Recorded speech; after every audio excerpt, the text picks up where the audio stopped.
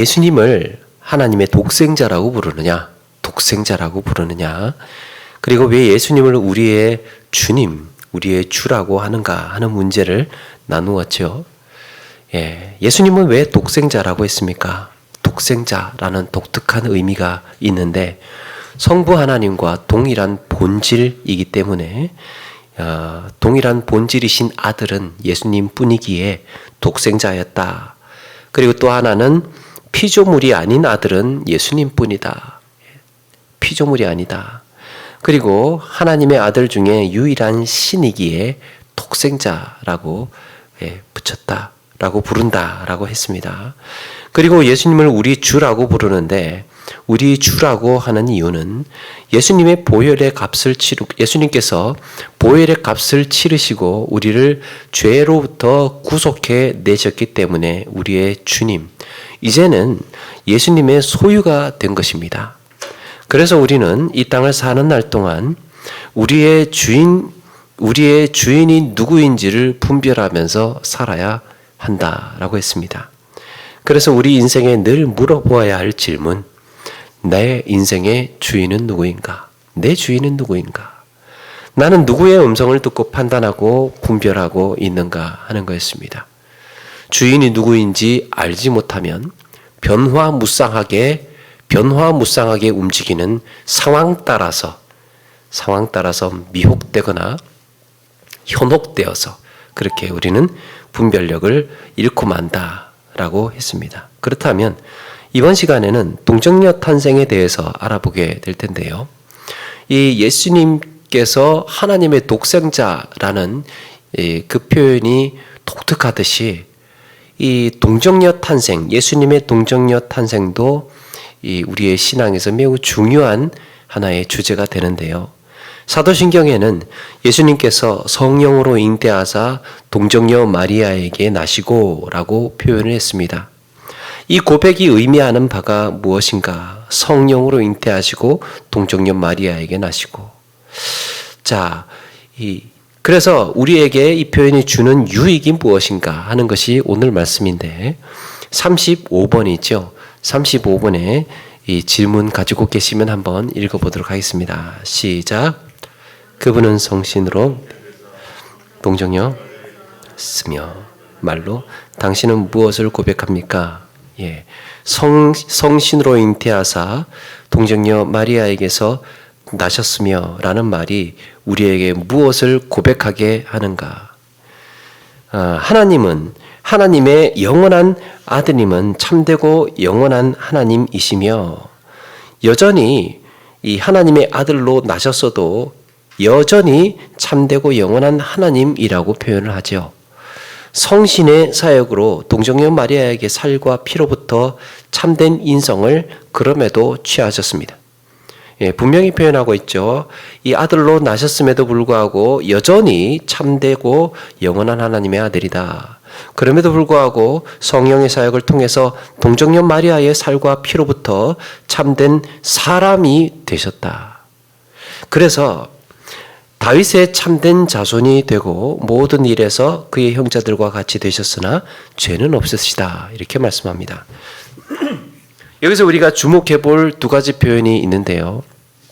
그 두 가지 표현은 잉태와 나셨다라는 표현이에요. 잉태 그리고 나셨다. 이 두 가지 표현을 기억해 두시기 바랍니다. 주목해 볼 것, 잉태와 나셨다. 여러분, 잉태가 무엇인지 아시죠? 잉태. 여인이 아이를 갖게 되는 것을 잉태라고 말합니다.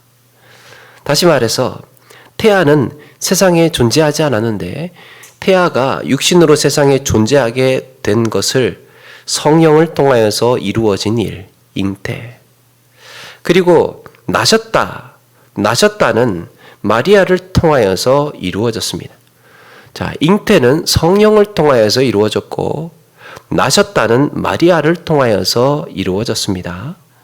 잉태는 이렇게 성령을 통하여 나신 것은 여인 마리아를 통해서 이루어졌다면 이제 문제는 복잡해지는 거예요. 여기서부터 복잡해지기 시작합니다. 과연 예수님을 신이라고 해야 될까? 인간이라고 해야 될까? 뭐 지금은 우리가 교리를 다 뭐 알고 있기 때문에 복잡하지 않겠죠. 그런데 이게 신약 성경의 초대교회의 그 형편에서는, 초대교회 시대에서는 이것을 받아들이기가 너무나 어려웠던 거예요. 예수님을 신이라고 불러야 되나? 아니면 사람이라고 해야 되나? 신의 속성을 가리켜서 신성이라고 하고 인간의 속성을 가리켜서 인성이라고 하죠. 그렇다면 예수님에게 있어서 신성과 이 인성은 어떻게 같이 공유가 되는 건가? 이것이 고대 교회 당시에 매우 큰 논쟁거리가 되었습니다. 그래서 어떤 지도자가 뭔가를 이야기를 하고 누군가에게 가르쳐야 되잖아요. 누군가에게 가르쳐야 되면 윗사람에게 물어보고 더 윗사람에게 물어보고, 그래서 그 어떤 그 공동체 중에서 이 최고의 이 권위 있는 사람에게 물어봐서 권위 있는 사람이 이것을 정리를 해주게 되는 그런 상황이었는데, 까딱 잘못하면 그 최고의 권위자가 이단으로 정죄받는, 쫓겨나는 상황까지 벌어지는 위험한 시절이었습니다. 지금은 교리가 정리되었지만 그때는 이런 교회의 권위를 가진 자가 가리키는 시대. 실제로 고대 교회에 영향력 있던 두 인물은 예수님의 신성과 인성의 논란에서 이단으로 정죄받는 사건이 벌어집니다. 첫 번째 인물은 네스토리우스라는 사람이에요. 네스토리우스. 이 사람은요, 430년경에 안디옥 학파 출신의 콘스탄티노플 총대 주교였다고 합니다. 콘스탄티노플의 총대 주교. 그때만 해도 고대 교부들은 마리아에 대해서 어떻게 불렀느냐 하면 데오도코스라고 불렀습니다. 데오도코스가 뭐냐? 데오가 하나님이에요. 그리고 도코스는 낳은 자예요. 그래서 데오도코스라고 하면 하나님을 낳은 자예요. 마리아가 하나님을 낳은 자라고 알고 있고 그렇게 가르쳤습니다. 그런데 이 네스토리우스라는 사람은요, 마리아를 가리켜서 데오도코스라고 하지 않고 크리스토도코스라고 주장을 했습니다. 그리스도를 낳은 자라는 거예요. 크리스토도코스. 다시 말해서 그리스도를 낳은 자. 아니, 우리가 보기에는 하나님을 낳은 자도 맞고 그리스도를 낳은 자라고 해도 맞는 것 같은데 이게 왜 문제가 되냐? 마리아를 두고 논쟁을 벌였어요. 그래서 네스토리우스는 데오도코스가 아니고 크리스토도코스라고 불러야 된다. 그렇게 했는데 이것이 왜 문제가 되느냐? 예수님의 신성에 대한 매우 민감한 길이 열리기 시작하기 때문이에요. 그리스토도코스라고 하는 순간 예수님의 신성에 흠집을 낼 수 있는 길이 열립니다. 네스토리우스의 주장은 이런 거예요. 예수님의 신성과 인성이라는 예수님은 신성과 인성이라는 두 개의 위격을 가지신 분인데, 마리아는 아무리 생각을 해봐도, 마리아를 아무리 생각해봐도 인간적인 위격을 낳을 수밖에 없는 존재다. 사람이기 때문에. 그래서 마리아는 인성을 가진 인간적인 위격을 낳았을 뿐이다 라고 말합니다. 그러면 또 문제가 생기죠. 네스토리우스는 그러면 신성을 어떻게 이해를 하느냐? 이 네스토리우스는 마리아가 낳은 예수는 신성을 가진 신이 아니라 인성만 가진 인간일 뿐이다 라고 주장을 했던 거예요. 왜 그랬습니까? 마리아라는 사람이 낳은 아무리 특별하고 아무리 뛰어난 선생이고 예수님이 메시아라고 해도, 그리스도가 메시아 아닙니까? 오기로 했던 그분이 메시아라고 해도 인간은 인간이다. 그렇게 생각을 한 겁니다. 그러면 신성을 어떻게 이해를 했을까? 이 네스토리우스는 예수님을 완전한 인간으로 보았습니다. 그렇다면 신성은 도덕적으로 연합되어 있다. 그러니까 예수님의 수양이라고 해야 될까요? 예수님의 수련 이런 게 그 신적인 그 수준에 거의 도달해 있는, 그러니까 조금 사람이긴 사람인데 좀 비범한 사람인 거죠. 이게 네스토리우스의 이해, 예수님에 대한 이해였습니다. 다시 말해서 예수님은 완전한 하나님이면서 완전한 사람이 아니라 그저 신을 담당하는, 신의 역할을 담당하는 이런 사람으로 이해를 했습니다. 여기까지 들으면 어떻습니까? 네스토리우스가 이해한 예수님은 사람인 거예요. 그냥 사람. 여기에 반박을 한 사람이 있는데요. 반박을 한 사람이 알렉산드리아 학파의 알렉산드리아 총대 주교인 키릴로스예요. 키릴로스는 한번 기억할 필요가 있습니다. 이 키릴로스는 뭐라고 했느냐? 아니다. 예수님의 본성은 신성과 인성으로 구별되지만 예수님의 위격은 유일하다. 이렇게 주장을 했습니다. 예수님의 이 본성은 신성과 인격으로 구별은 되지만 예수님 자체의 위격은 유일하다. 이 키릴로스가요, 고대 교회에 삼위일체 교리하고 기독론 교리, 예수님이 누구인가? 기독론 교리를 처음에 틀을 잡은 사람이에요. 삼위일체와 기독론 교리예요. 그래서 삼위일체 하나님께서도 하나의 본질의 세 위격이 계시는 것처럼 예수님의 본성은 한 위격에 두 본성이 존재한다라고 했습니다. 이것을 위격적 연합이라고 합니다. 위격적 연합. 위격이 신성과 본성에 의해서 이렇게 하나로, 유일하게 위격이 하나로 그렇게 여겨진다. 이 두 권이 있는 교회의 최고 지도자들이 이렇게 격하게 맞붙은 거예요.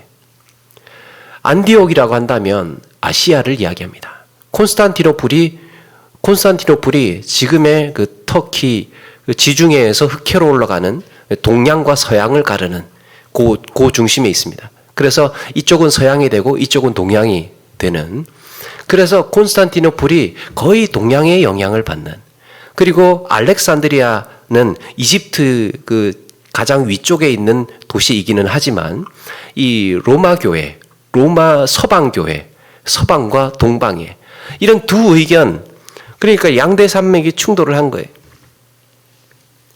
여기에서 이제 이 격하게 맞붙으니까 둘 중에 하나는 이제 부러지게 생겼습니다. 그래서 431년 로마 황제 데오도시우스 2세는 에베소에서 공회를 열었습니다. 에베소 공회. 이제 한 명은 이제 만약에 여기에 결판에 따라서 한 명은 짐 싸들고 나가야 되는 겁니다. 에베소 공회 들어보셨죠? 431년 에베소 공의회에서 알렉산드리아 대주교였던 키릴로스의 손을 들어줬습니다. 키릴로스. 여러분 익숙하지 않습니까? 예수님의 본성은 신성과 인성으로 구별은 되지만 예수님의 위격은 유일하다. 우리에게 익숙한, 우리의 체질에 젖어 있는 교리예요. 여기에서 정리가 됐습니다. 에베소 공회에. 그리고 네스토리우스는 이단으로 정죄가 되어서 이집트로 쫓겨났다고 그렇게 전해집니다. 죽는 날까지 그렇게 수도 페트라 같은 데서 수도를 하면서 그렇게 살았다고 전해집니다. 그런데 이 당시에 네스토리우스의 영향력이 얼마나 컸겠습니까? 큰 두 산맥이 부딪혔으니까. 그래서 그의 가르침을 따르던 사람이요, 세계 교회가 그 로마 교회 아닙니까? 세계 교회가 거기에 다 몰려 있는데 거의 뭐 두동강 나다시피 한 거예요. 네스토리우스가 그만큼 영향력 있는 사람이.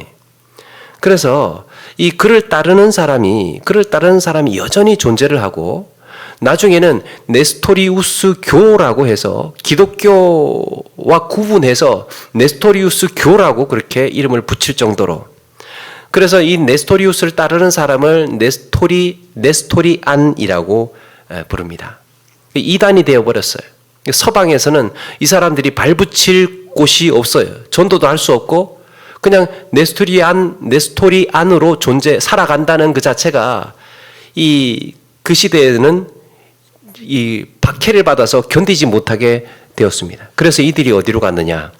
이슬람이 지배하는 아랍 국가들로 스며들어갑니다. 그리고 나서 또 나중에는 중국과 몽골 같은 곳으로 선교를 하게 돼요. 이때가 7세기예요. 중국에서는 이 종교를 가리켜서 경교라고 불렀습니다. 혹시 들어보셨습니까? 중세 시대에 기독교가 중국에 전파되었다. 그게 경교예요. 별 경자를 써서 태양, 별 경자를 써서 빛의 종교라고 불렀답니다. 경교. 그때가 635년 중국의 당나라 시대, 당태종 시대였는데 당태종의 이 습성이 모든 문화를 다 흡수하고 포용하는 이런 정책을 펼쳤다 그래요. 왜냐하면 이제 모든 나라를 다 통합을 해야 하니까. 그래서 경교 역시도 딱 들어갔는데 특별한 제재를 받지 않고 물 만난 고기처럼 이 경교가 중국에 어마어마하게 퍼져나가기 시작을 합니다. 이 영향력이 수세기 동안 이어졌다고 해요. 그래서 당시에 경교가요, 불교하고 거의 맞먹을 정도의 지위를 가졌다고 합니다. 당시에 당나라와 교역이 있던 신라도 경교가 전해졌다고 알려집니다. 1956년에 경주에서 출토된 신라시대의 유물이 발견됐는데 석재 십자가가 발견됐네. 그리고 동으로 된 십자가와 함께 이게 재밌습니다.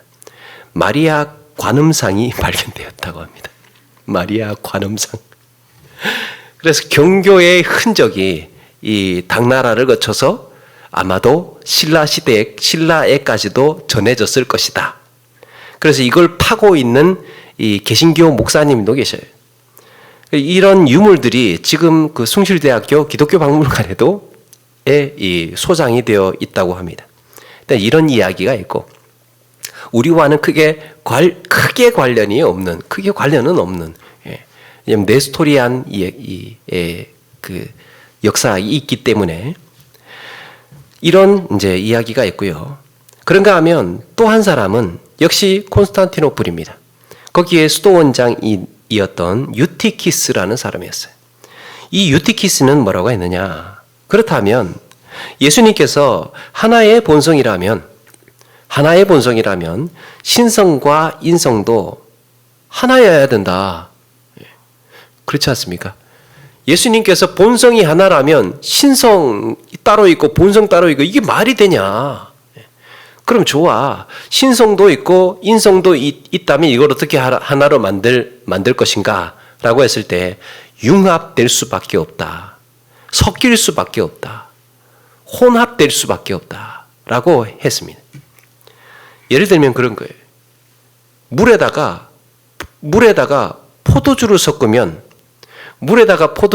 어떻게 됩니까? 그걸 포도주라고 해야 되나요? 물이라고 해야 되나요? 물도 아니고 포도주도 아니에요. 물도 물이라고 할 수 없고 포도주도 포도주라고 할 수 없습니다. 그러니까 이 신성과 인성이 함께 융합이 되면 제3의 뭔가가 나올 수밖에 없다라고 한 거예요. 유티키스라는 사람이. 결국에는 예수님의 인성은 사람의 인성과는 다르다라고 했습니다. 왜냐? 신성과 융합이 된 인성이기 때문에. 예수님의 신성과 완전히 완전히 융합을 이루었기 때문에 보통 사람하고는 다르다라고 표현을 한 겁니다. 그는 예수님이 인간적인 요소와 신적인 요소가 혼합된 것으로 보았습니다. 이런 이야기들이 왜 중요하냐 하면 이런 이야기들이 아직까지도 우리의 신앙을 혼란스럽게 만들어요. 그러니까 지금 우리가 하는 헷갈리는 신앙의 문제가요, 그때 다 있었던 거예요. 고대 교회에 다 있었던 혼란들입니다. 여러분, 이렇게 되면 어떤 일이 발생하는지 아십니까? 신성과 인성이 하나로 융합이 되었다라고 만약에 단정을 한다면 무슨 일이 벌어지느냐? 예수님은요, 온전한 신도 아니고 온전한 인간도 아니게 되는 거예요. 융합됐기 때문에. 그래서 표현이라는 게 참 중요합니다. 아까 네스토리우스는 예수님을 인간이라고 불렀고, 지금도 현대주의에서는 이걸 이렇게 이해를 하고 있어요. 인간이지 않느냐? 그게 그때부터 논란이 되었던 겁니다. 지금은 그래, 신적인 거는 어느 정도 인정해. 그런데 인간보다 더 뛰어나다니까. 이렇게 이해를 합니다. 예수님의 인성과 신성을 이야기할 때 융합이니 혼합이니 섞였다느니 이런 표현은요. 그래서 우리가 주의해야 됩니다. 결국에 이 유티키스는 451년 칼케돈 공의회에서 이단으로 정죄되고, 그리스도는 참 하나님이요 참 사람이라는 교리가 그렇게 정해지는 거예요. 그게 451년 칼케돈 공의회입니다. 기독론이 완성이 됩니다. 이제 더 이상 이야기하지 마. 예수님은 참 하나님이고 참 사람이야. 자, 그래서 451년 칼케돈 회의에 따르면 이 두 본성의 연합을 이렇게 설명을 해요. 신성과 인성은 첫 번째, 혼합되지 않는다. 각 본성은 여전히 서로 구별이 된다는 거예요. 여전히 구별이 된다. 같은 하나의 위격 일체여도 여전히 구별이 된다. 그래서 혼합되지 않는다. 또 하나, 이 변화되지 않는다. 두 본성은 변하지 않는다. 각 본성은 고유의 성질들을 계속해서 유지한다는 거예요. 고유의 성질들을. 그래서 예수님의 본성은 변함이 없다. 세 번째는 분리되지 않는다. 그러면서도 본성은 항상 영원히 한 위격 안에서 영원히 연합되어 있습니다. 연합되어 있어요. 그래서 분리되지 않는다. 마지막으로 네 번째는 분활되지 않는다. 분활. 전체 위격이 인성을 지니시고 또 하나는 전체 위격이 신성을 지니고 있다는 거예요. 그러니까 예수님을 본다면 우리는 이렇게 생각을 하기가 쉬울 것 같아요. 예수님은 반은 인간이고 반은 신인가? 이렇게, 그죠? 예수님이라는 그 존재 자체에서 반은 인간이고 반은 신인가? 이게 아니고 전체가 다 인간이고 전체가 다 신인 거예요. 그래서 분활되지 않는다. 분활해서 이야기할 수 없다. 그래서 여기에서 이제 우리가 기억해야 할 구성 표현은 구별이라는 표현하고 연합이라는 표현이에요. 구별은 된다. 그리고 연합되어 있다라는 표현입니다. 우리가 잘 안 쓰는 표현이죠. 혼합, 변화, 분리, 분활 이런 표현 잘 쓰지 않죠. 근데 초대교회에는 고대교회에는 이런 문제들로 혼란스러워지고 교회가 갈라지고 그런 일이 벌어졌습니다. 앞에서 네스토리우스는 그리스도께서 두 본성을 가지셨다면 거기에는 두 인격을 완전히 분리해야 한다고 생각을 했습니다. 신성과 인성을 완전히 분리해야 된다. 분별 정도가 아니고 분리해야 된다. 반면에 유티키스는 인격과 본성은 하나여야 된다라고 보았습니다. 그래서 이 네스토리우스는 본성의 구별을 너무 강조하다 보니까 인격의 단일성을 무시해버렸습니다. 예수님의 인성 따로 그리고 신성 따로 이렇게 이해를 해버렸어요. 그런가 하면 유티키스는 반대입니다. 단일성만을, 이 하나, 융합, 단일성만을 인정하다 보니까 구별을 무시해버렸어요. 그냥 섞인 거예요. 물에 포도주를 탄 것처럼 섞여버린 겁니다. 그래서 이거를요, 우리가 예수님의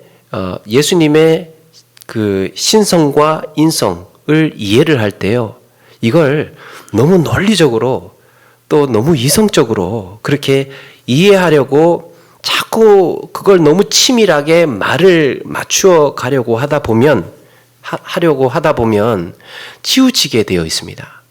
사람의 말로, 사람의 논리로 설명을 하려고 하다 보면 이게 여러분 이단의 속성이에요.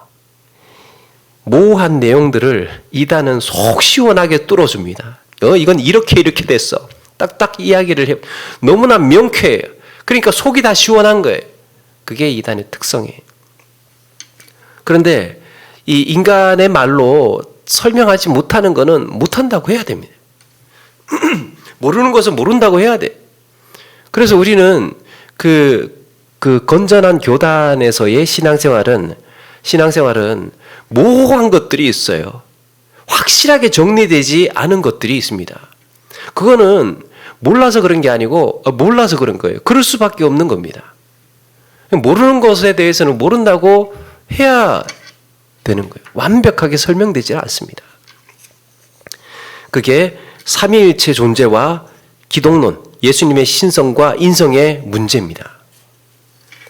근데 그거에 대해서 너무 이런 표현은 제가 어떨지 모르겠어요. 너무 과하게 범접하지 말아야 된다. 거기에 대해서 너무 범접하지 말아야 할 필요가 있다. 뭔가 범한다? 이런 표현이 적절한지 모르겠지만 어떤 이야기인지 이해되시죠? 너무 알려고 그러니까 제가 이걸 표현이 좀 조심스러워요. 알려고 하지 마세요. 뭐 이런 이야기가 아니잖아요. 이런 게 아니고 알 수 없는 겁니다. 말로, 언어로, 논리적으로 완벽하게 100% 설명해낼 수 없는 거예요. 그게 예수님의 하나님의 존재이기 때문에 그렇습니다. 그런데 이제 그건 있죠. 아닌 것은 확실하죠. 아닌 것들에 대해서는 구별해낼 수 있습니다. 이거는 아니야. 이거는 아니야. 그렇게 해서 아닌 것들만 쳐내고 남는. 거기에 하나님의 존재에 대한 이해를 찾아가야 된다. 그래서 예수님은 완전한 하나님이라는 거예요. 누가복음 1장 35절에 천사 마리아가 이렇게 말씀합니다. 성령이 네게 임하시고 지극히 높으신 이의 능력이 너를 덮으시리니 이러므로 나실 바 거룩한 이는 하나님의 아들이라 일컬어지리라 그랬습니다. 완전한 하나님. 또 한편으로는 예수님은 완전한 사람이시죠. 빌립보서 2장 7절에 이렇게 말씀합니다. 예수님께서 종의 형체를 가져 사람들과 같이 되셨다 그랬습니다. 사람들과 같이 되셨다. 예수님께서는 모든 사람들처럼 태어나심으로써 모든 면에서 사람들과 같이 되셨어요. 네덜란드의 신앙고백서 18조에 이것을 강조하는데 주님이 참 인간이 되시기 위해서 육체만이 아니라 영혼에서도 참된 인성을 실제로 취하셨다고 말한다. 우리는 그럴 수 있죠. 육체만 인성이고 영혼은 신성일 거야. 이렇게 또 생각을 할 수 있지 않겠습니까? 그런데 완전한 사람의 구성이 어떻게 됩니까? 육체만 있는 존재가 아니죠, 사람은 영혼과 육체가 같이 있는 완성된 존재여야 완전한 인간이에요. 그러니까 예수님도 마찬가지입니다. 참 인간이 되시기 위해서 육체만이 아니라 영혼에서도 참된 인성을 실제로 취하셨다라고 그렇게 이야기를 합니다. 신비하죠. 영혼은 신성이고 육체는 인성, 이게 아니었던 거예요. 영혼과 육체가 하나여야 완전한 인간이기 때문에 이 인성도 그대로 취하시고 신성도 따로 그대로 취하셨다는 겁니다. 이걸 어떻게 설명합니까? 인간으로. 이렇게 예수님께서 완전한 신성과 완전한 인성으로 나타나셨다면 이제 또 한 가지 따라오는 문제가 있습니다. 또 한 가지 따라오는 문제가 뭐냐? 바로 로마 가톨릭 교회에서 가르치는 무흠수태교리예요. 무흠수태교리 들어보셨습니까? 무흠수태교리. 마리아는 흠이 없다는 거예요. 마리아는 죄인이 아니다. 죄인은 의인을 낳을 수 없다고 본 거예요. 예수님은 의인이죠. 그런데 죄인의 몸에서 의인이 나올 수 없다.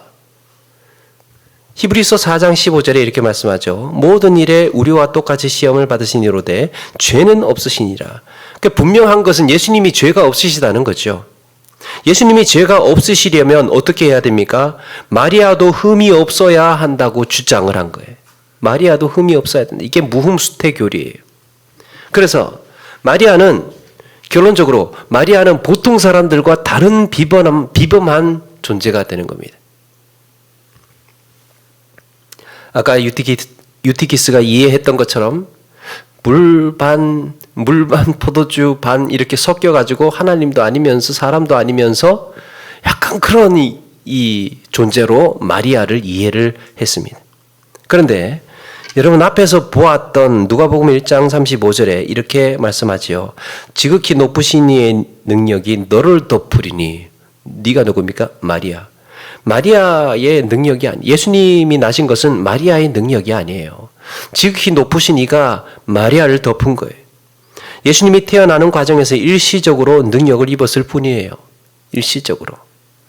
또 누가복음 1장 47절 이하에도 1장 47절 이하에도 내 마음이 하나님 내 구주를 기뻐하였음은 그의 여종의 비천함을 돌보셨음이라 그랬습니다.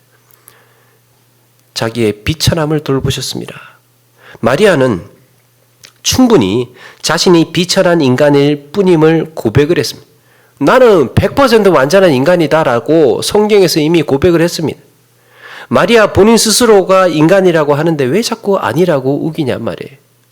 만약에 마리아 자체가 100% 완전한 인간이 아니고 거기에 뭔가 조금 신성한 것이 플러스가 되어 있다면 마리아의 육신의 자식들은 어떻게 설명을 해야 되는 겁니까?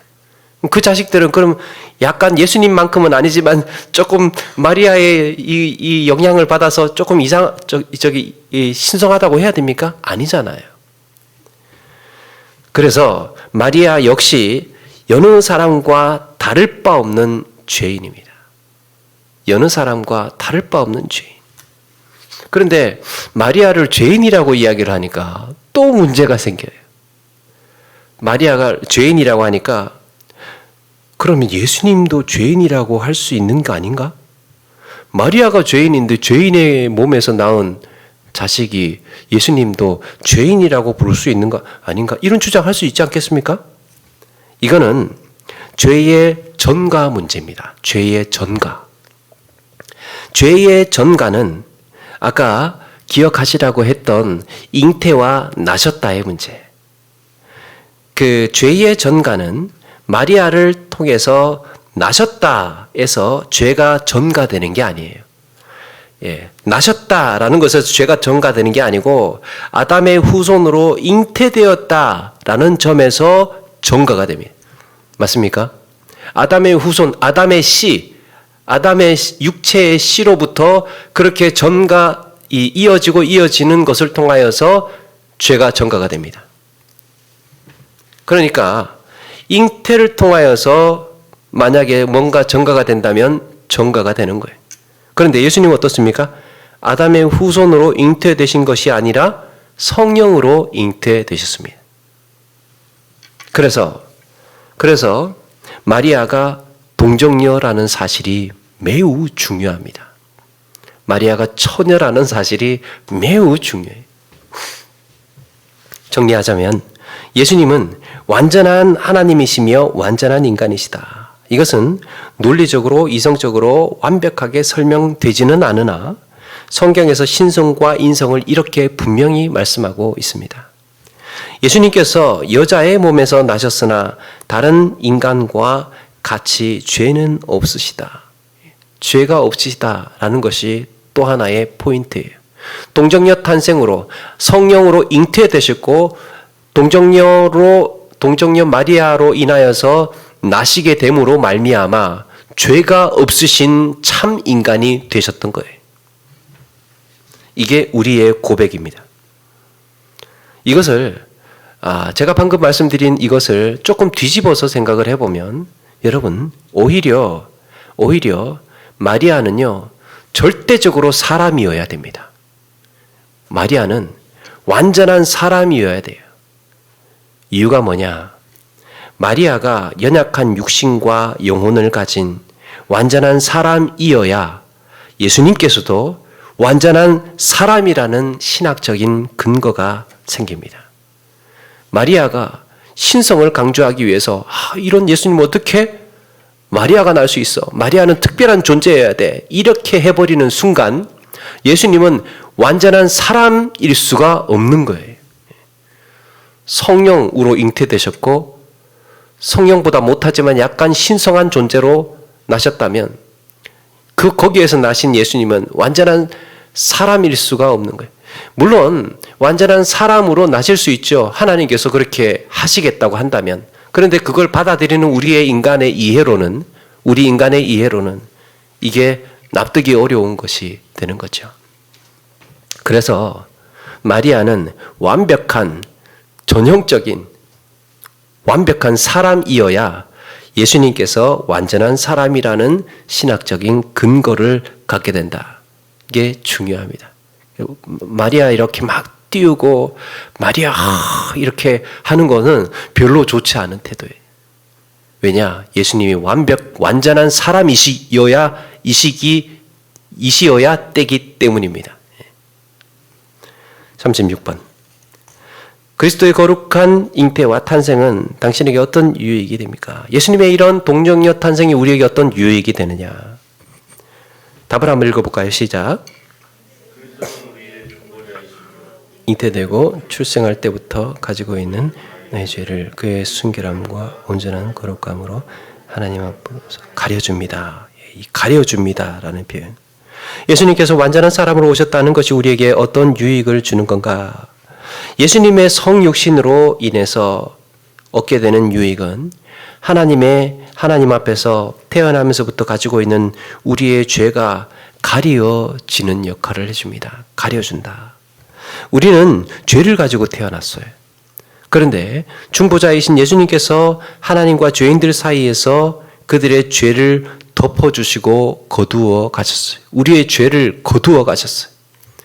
대속의 제물이 되셔서 그 죄를 다 덮어주시고 거두어 가셨습니다. 그래서 하나님께서는 그 죄인들을 꾸짖거나 심판하지 않으십니다. 예수님께서 그 죄에 대한 책임을 다 가져가셨기 때문에 하나님은 우리에게 뭐라고 하시지를 않는다는 거예요.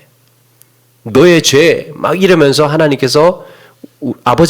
아버지께서 우리에게 네 죄가 어떻고 이런 이야기를 하시지 않는다는 거예요. 왜 그렇습니까? 예수님께서 다 가져가 버리셨기 때문에. 또 중보자의 무죄함과 완전한 거룩함은 하나님께 완전한 제물로 드려지기에 충분하다. 하나님께 완전한 제물로 드려지기에 충분하다. 흠없는 제물로 드려진 것은 하나님을 기쁘시게 하는 것이며 우리의 죄가 하나님 앞에 덮어지게 하는 역할을 합니다. 하나님 앞에서 우리의 죄가 그대로 드러나면 우리의 두려움이나 고통은 말할 수 없겠죠. 거기에 대한 압박감, 거기에 대한 두려움, 하나님 앞에 우리의 죄가 적나라하게 드러나면 어떤 일이 벌어지겠습니까? 두려워서 살 수가 없어요. 그런데 하나님 앞에서 우리의 죄가 덮어진다는 거예요. 심판의 고통이 철회되고 평안이 찾아옵니다. 큰 구원의 기쁨이 일어납니다. 이 땅에서의 삶에서의 근심, 염려, 죄에 대한 두려움, 심판에 대한 불안, 이런 것들이 예수님께서 다 가져가셔서 이제 우리는 마음의 평안이 있게 된다는 겁니다. 예수님으로 인하여서. 예수님이 참 인간이 되심으로 말미암아, 참 신이시지만 참 인간이 되심으로 말미암아서 우리에게 이런 기쁨과 삶의 평안과 만족이 이렇게 해서 주어지게 되는 것입니다. 예수님께서 성육신 하신 것의 유익은 중보자를 통해서 우리가 하나님 앞에 의롭게 된다라는 거예요. 예수님을 통하여서 의롭게 된다. 고린도후서 5장 21절이죠.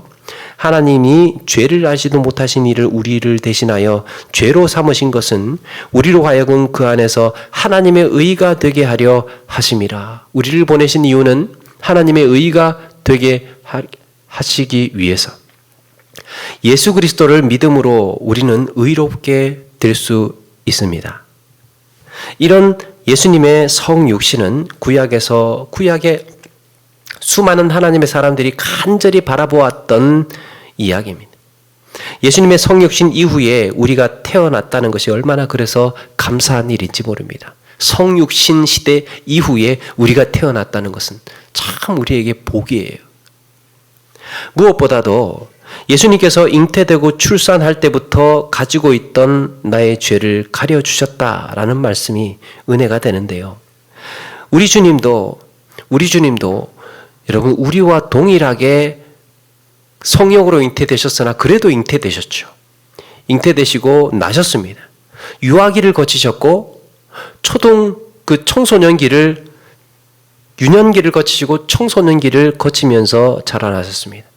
그러니까 인간이 살아오는 삶의 과정, 그 삶의 경로를 예수님은 똑같은 경로대로 어느 날 갑자기 한 사람으로서 뚝 떨어질 수 있지 않겠습니까? 그렇게 나시지 않고 하나님께서 없던 것을 만드신다고 한다면 그냥 성인으로 터미네이터처럼 좀 웃어달라는 네. 터미네이터처럼 번개가 찌찌찌해서 그냥 한 사람으로 성인 한 사람으로 그렇게 오시지 않고 잉태되고 나고 자라는 모든 인간의 과정들을 다 겪으셨습니다. 내가 연약했던 모든 순간들을 그래서 우리 주님은 다 아시는 거예요. 내가 나고 자라오면서 겪었던 가난의 배고픔, 질병의 고통, 외로움, 슬픔, 눈물 이런 것들을 예수님께서는 자라오면서 고스란히 다 겪으셨습니다. 그래서 내가 이 힘들고 어려운 나의 힘들고 어려운 모든 순간들을 다 아시고 내가 왜 그렇게 할 수밖에 없었는지 내가 왜 그렇게 살 수밖에 없었는지 우리 주님은 그 모든 것들을 몸으로 다 체득하시고 이해하고 계시는 분이에요. 저는 오래전에 모래시계라는 드라마에서 참 오래 기억되는 잊지 못할 장면을 하나 기억하고 있습니다. 여러분 모래시계라는 드라마 아시죠? 거기에 장면 하나 꼽으라고 한다면 뭐를 꼽으시겠습니까? 나 지금 떨고 있니? 극 중에 이제 그 정치폭력배 최민수 씨가 박태수였나요?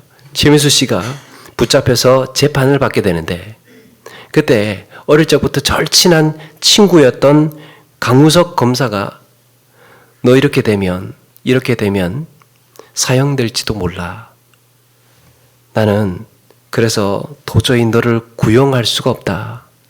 너를 구형하지를 못한다. 그러니까 최민수 씨가 그런 말을 합니다. 네가 해줘. 저는 그 표현이 오래도록 기억이 남습니다. 네가 해줘. 네가 나를 가장 잘 알고 내가 어떻게 살아왔는지 내가 뭐 때문에 괴로웠는지 네가 아니까 네가 해줘. 너만 자격이 있어. 세상에 다른 검사들은 나를 몰라. 네가 해줘. 물론 우리를 창조하신 하나님께서 마땅히 우리를 심판하시기에 충분하시죠. 그런데 거기에 더해서 사람으로 나시고 사람으로 우리와 똑같이 사셨습니다. 주님이 나를 가장 잘 아시는 분이에요. 이것이 우리에게 한없는 위로가 된다는 겁니다. 주님께서 우리가 살아온 삶의 질고와 여정들과 아픔과 가난과 이 모든 것들을 다 알고 계시는 거예요. 말하지 않아도 설명하지 않아도 변론하지 않아도 주님은 그대로 다 알고 계시는. 그래서 우리는 예수님께 의지하는 겁니다. 만약에 우리가 하나님 앞에 섰을 때요, 우리의 죄가 다 드러난다면, 우리 죄가 살았던 내 마음에 썼던 이 모든 죄들이 다 드러난다면 이걸 우리가 어떻게 다 감당할 것이며 어떻게 다 설명할 수 있겠습니까? 어떤 논리로 변호하겠습니까? 그때 우리에게 필요한 분이 누구입니까? 우리에게 꼭 필요한 분. 내 모든 삶을 이해해 주시는 주님이 나를 도우실 수 있는 분인 줄로 믿습니다. 그냥 다 아시기 때문에 우리의 영혼을 맡길 수 있어요. 다 아시기 때문에. 주님이시라면 제가 모든 걸 맡기겠습니다. 주님이시라면. 여러분, 주께서 이 땅에 오심으로 이 놀라운 유익들을 우리가 누리게 되었다는 것을, 우리 주님께서 참 사람이 되셔서 우리에게 오셨다는 것이 우리에게 얼마나 놀라운 은혜고 큰 유익인지 그것을 묵상하는 가운데에 늘 감사하면서 살아가시는 우리 모두가 되기를 바랍니다. 한번 찬양하겠습니다.